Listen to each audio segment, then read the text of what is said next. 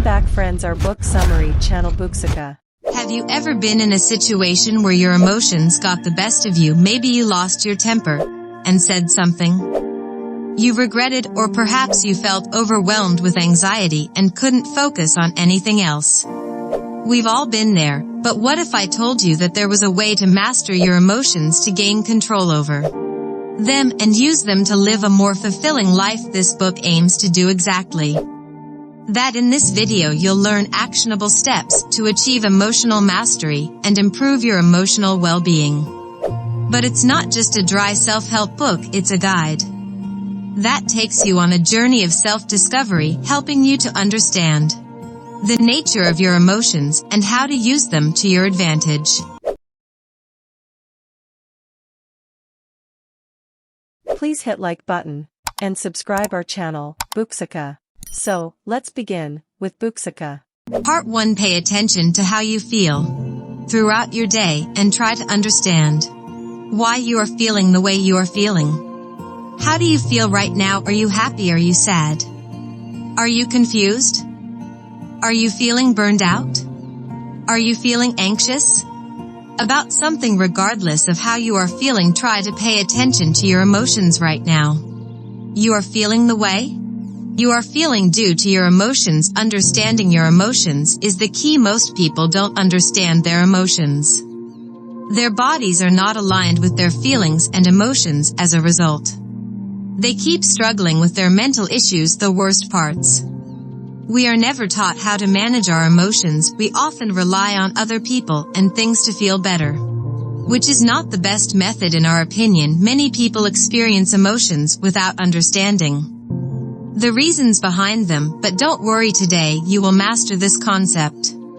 The author talks about how the word feeling is overused by us, and still many of us don't know how to regulate our emotions. The reason understanding our emotions is so important is that if we don't feel right, we find it difficult to give our 100%, and then we have to rely on discipline, which demands willpower. Let's be honest, none of us wants to feel miserable, right? If you are feeling miserable in your life, you need to make a change. The best part, you don't have to make significant changes. Start by making small changes. Do not ignore your negative emotions, instead take action to address them. No one wants to live a low-quality life. In fact, feeling miserable and stressed for a prolonged period of time can even lead to physical health problems. In short, to achieve a high-quality life, you must know emotion management. That's something you just can't ignore. Let's explore this topic further in the upcoming lessons. Part 2. Understand your ego. You must first understand your ego. Let's clarify something. Ego is not equal to arrogance. When discussing the human mind, the term ego has a distinct meaning. You may be surprised to know this, but all your emotions and thoughts are controlled by your ego. What is ego, you may ask? To understand it, you will have to answer, who am I? Well, you have a name, right? You have a gender, you have a nationality. You have certain beliefs and a worldview. Your ego is formed by everything associated to your identity. In other words, your ego is your identity. You are your ego. We all have our selfish egos. Our ego helps us survive. It's a survival mechanism built by nature, as we all have different identities based on the stories we have been telling ourselves since our birth. Our egos have developed differently. The interesting part is, although our egos have developed differently, the underlying nature of the ego is fundamentally the same. For example, the ego is never satisfied. You will never find a human being who is 100% satisfied with his life. No matter how much success you have achieved, you are always left wanting for more. Another example is ego likes to compare itself with others and thinks that by having more than others it'll become satisfied. Yes, sometimes it does get satisfied by having more of something, but that only happens temporarily. Although comparison is important to compete and survive in this rapidly changing world, we have become obsessed with winning and wanting more. Thanks to our egos, almost every content you consume these days eventually feeds your ego and makes it stronger. And ego is selfish. Remember, if everybody is selfish, We can't build a world where everybody is peaceful. The world needs more people with less ego.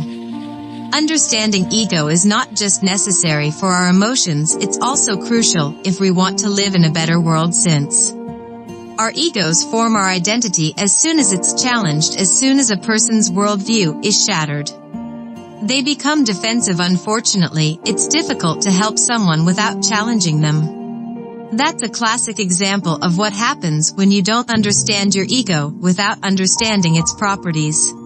You will never be able to achieve harmony in your thoughts and emotions. You will always live in doubts and fear. You will always be operating with a scarcity mindset. You will always be chasing happiness and hoping it will give you what you truly want. You should try to become egoless if you want to experience true joy in life. The best way to let go of your ego is to understand that the fading process will not happen instantly. It is a slow process. Now that you have gained some understanding about your ego, let's shift our focus back to our emotions and try to comprehend how they function. Part 3. Your emotions don't define you.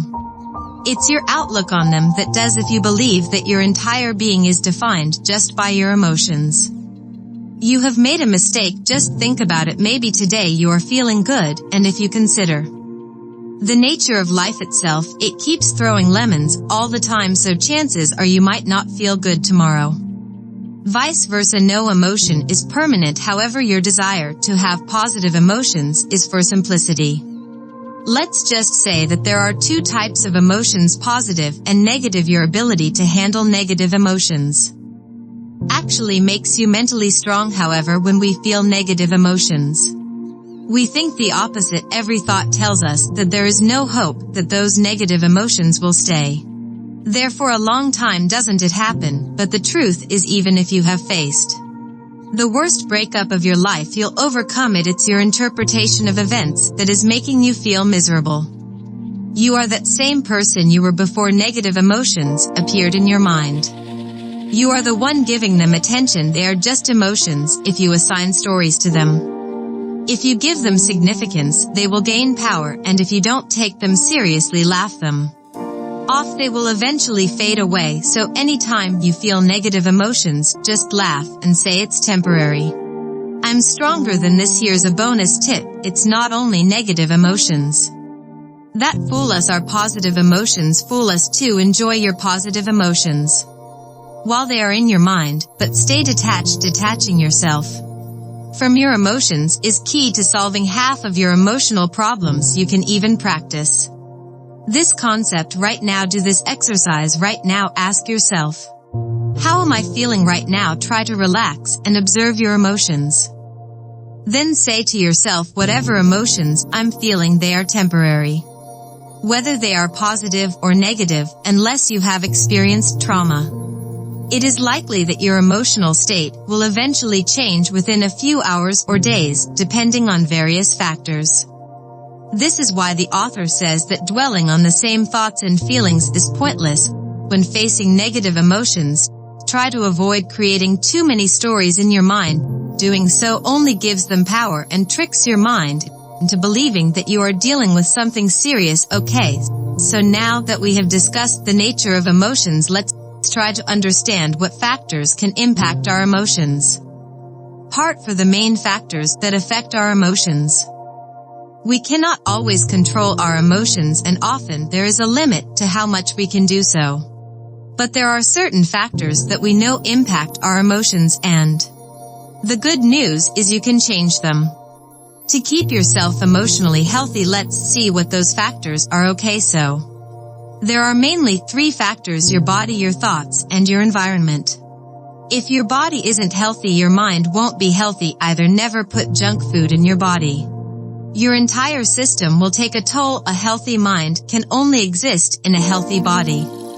We all understand this, but often forget it out of laziness, so stop being lazy. Do work out at least 4 to 5 times a week. Physical activity helps you bump up the product of endorphins. These are feel-good neurotransmitters. Adding a workout to your daily routine can also lower your stress levels. No person has ever felt bad after adding a workout to their daily routine. Don't forget to take a good amount of sleep. Many people these days deprive themselves of quality sleep by scrolling through social media late at night. However, this is bad for our health. Another factor to consider is our thoughts. The conversation you have with yourself affects how you feel. If you believe that you are a loser, you will feel like one. If you believe that you are a warrior who can overcome the harsh phases of life, your emotions will align accordingly.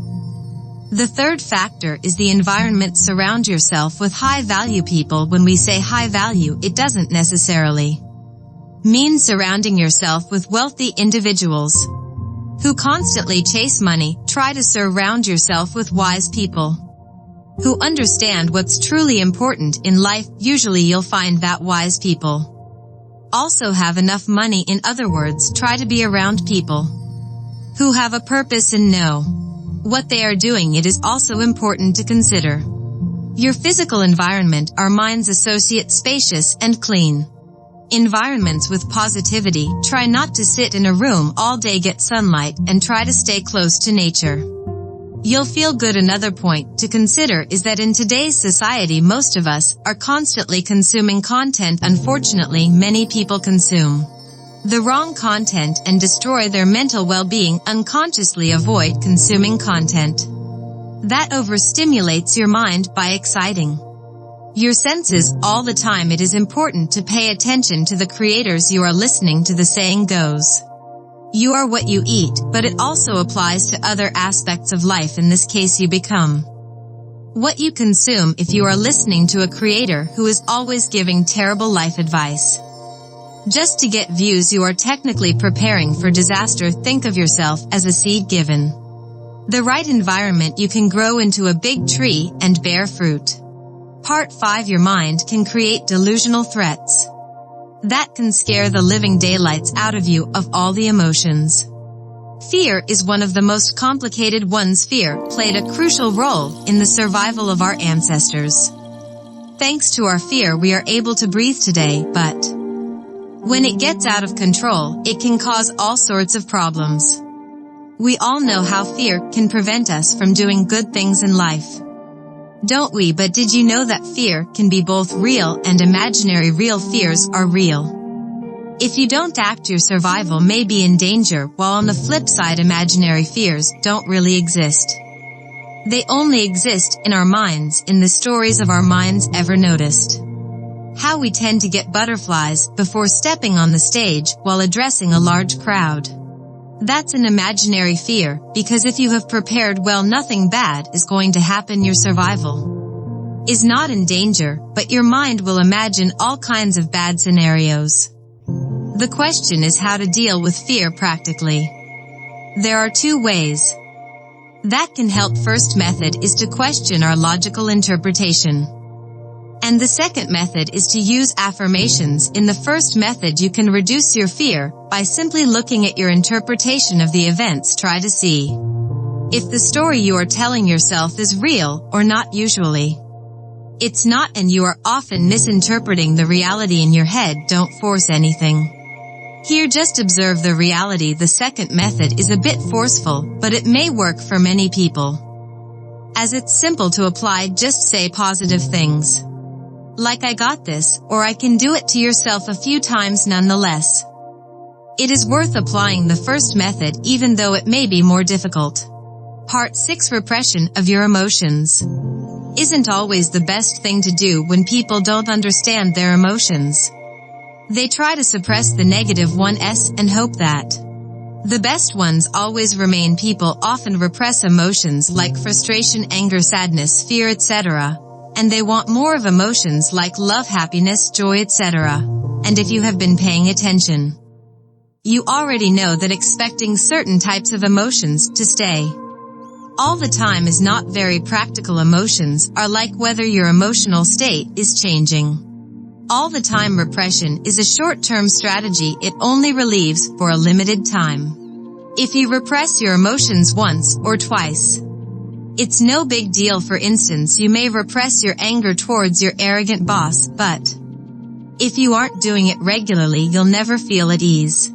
You'll always feel out of touch with your emotions. For our emotional well-being, We must make sure that we process all of our emotions, so many people keep repressing their emotions for years, and for this reason their personality develops abnormally. Many of us are unaware of how unprocessed thoughts and emotions can enter our subconscious minds and drive ideas. Part 7. The conclusion of this book summary. The video discusses the concept of mastering emotions and living a more fulfilling life by understanding and controlling emotions. Part 1 emphasizes the importance of paying attention to one's emotions and understanding the reasons behind them to achieve emotional management and avoid relying on external sources for feeling better. Part 2 delves into the idea that understanding one's ego is crucial for managing emotions and achieving harmony in thoughts and emotions. The ego is explained as an identity formed by personal experiences and beliefs. Part 3 stresses that emotions do not define a person, but rather their outlook on those emotions does. It highlights the significance of detaching from both positive and negative emotions. Part 4 discusses the main factors that affect emotions, including the body, thoughts, and environment. It emphasizes the importance of physical health, positive self-talk, and surrounding oneself with high-value people and a conducive environment for emotional well-being. Part 5 focuses on the role of fear in emotions and suggests methods to deal with it, including questioning the logical interpretation of events and using positive affirmations. It distinguishes between real and imaginary fears. Lesson number 6 discusses the repression of emotions. It highlights that repressing emotions, especially negative ones, is not always the best strategy for emotional well-being. Repression is a short-term solution that can lead to long-term emotional issues and an abnormal personality development if done regularly. It emphasizes the importance of processing and acknowledging all emotions for a healthier emotional state. If this book summary like you valuable, please hit like button and subscribe our channel, Booksica. Thank you for listening. Keep learning, keep growing.